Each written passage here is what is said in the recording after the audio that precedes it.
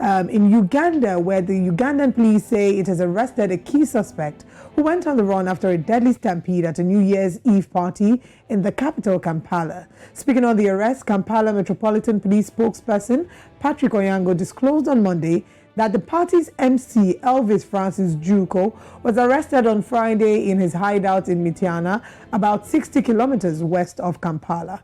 Onyango noted that Juuko has been brought back to Kampala and has been charged with rash and negligent acts. Police accused the MC of urging partygoers to go through a narrow passage from the concert hall to watch the fireworks, triggering the stampede. Now joining us is Ugandan editor LEILAH BBAALE for more updates. Good morning, LEILAH. Thanks for joining us. Good morning. All right, it's a little confusing, why the MC is being accused here or being charged here. Can you help, explain further, what exactly his offense is? Possibly the MC, just as Patrick Onyango, the police spokesperson, has already said, he rushed basically to inform the party goers to go out and watch fireworks.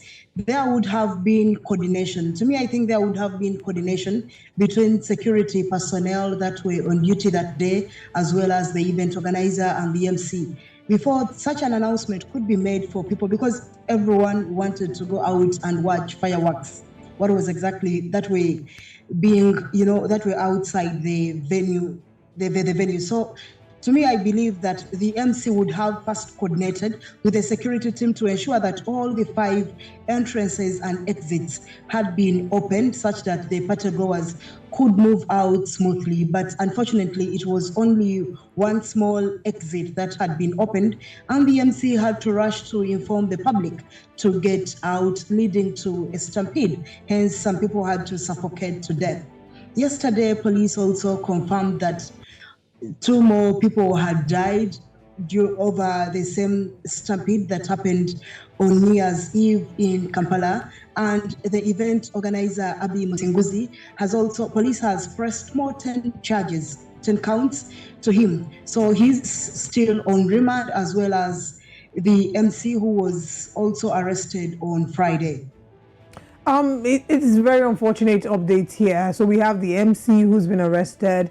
We also have the event, the planner, or rather the coordinator, who's been arrested. Is anything being said about the facility managers or the owners of the building? Because the reports did saying that all the other exits were shut, and that there was only one exit into the building that was, or one narrow space that was basically the point by which they got back into the hall after seeing the fireworks. So are we maybe hearing conversations that the owners of the building, the facility managers, and those in charge of security will be brought in and questioned as well? Yes, the manager for Freedom City was also arrested. So there are 3 people so far who are in. That includes Abi Musinguzi, the event organizer, as well as the MC, Juuko, and the manager for Freedom City. The manager for Freedom City was also arrested last week, and he was found from his office. Good enough for him, he wasn't in any hideout. He was in office and he was picked up. He's also to be charged over several counts. Police accused the manager of not complying with the orders that were earlier given, and also neglecting his duties as the manager for the venue.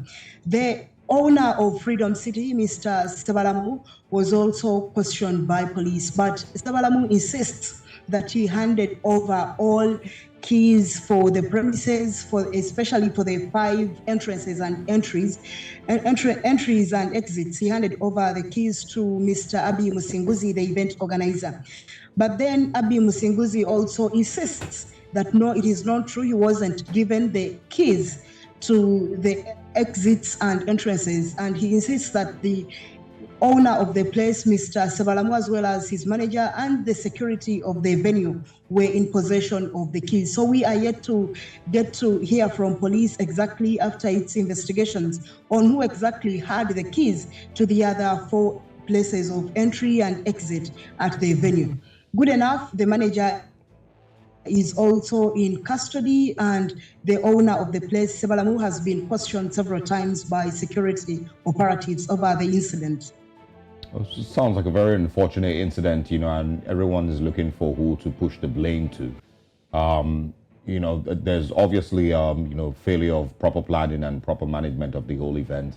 And I'm hoping, that nobody gets to be punished unjustly simply because somebody needs to pay for the incident on New Year's Day. What do you think happens for the rest of this week now that the MC has been arrested? What's your expectation moving forward? We are now looking at police coming up with a detailed report on the entire event that happened at Freedom City, as well as the Stampede and all that. So last week, the Vice President, Jessica Alupo, came up, Her Excellency, and directed the police to expeditiously investigate this incident and come up with a detailed report such that all those who are to blame are brought to book and justice is served to the families of those who lost their relatives as well as those who are injured. Several times here in Uganda, such reports take long to be out, but with this one, everyone is taking keen interest to really get to see whether police will expedite its investigations into this incident and release a detailed report to the public as well as government, such that those behind this incident are punished. The other thing we are looking at is, will these people, the three who have so far been remanded, who have been so far been arrested, are they going to be charged in court? How long is this process going to take? Is it going to be expedited such that justice is served? Because several times police keeps on saying we are still investigating, and cases take long in the judicial system. Then even those who lose their relatives in such incidences fail to get justice, or it takes even 10 or 5 years for them to really get justice. LEILAH, you've mentioned two things that I'd like to highlight, and I'd like you to answer this as quickly as possible. One is in response to the families. Have we heard anything from any of the family members yet? Have they come out? Has any of them come out to speak, and what are they saying? Also, you did say that in situations like this, it takes longer for the police to file a report. But I want to ask, is this the norm? Is this something that usually happens in Uganda, especially in terms of disorganization of events and stampede at events, basically because of poor planning? Yes, usually I'll start with the second question. Usually these reports delay to come out. Police usually delays to bring out these reports and, release them such that justice is served. But it has been the norm, but this time, since the Vice President and all other officials, and as well as the families for those who lost their relatives and those who are injured, are now putting pressure on police to make sure that this does not happen again, and they need a report. You never know, this time we are going to give them a benefit of doubt such that the report probably comes out as soon as investigations are complete. Because police has taken some very good steps.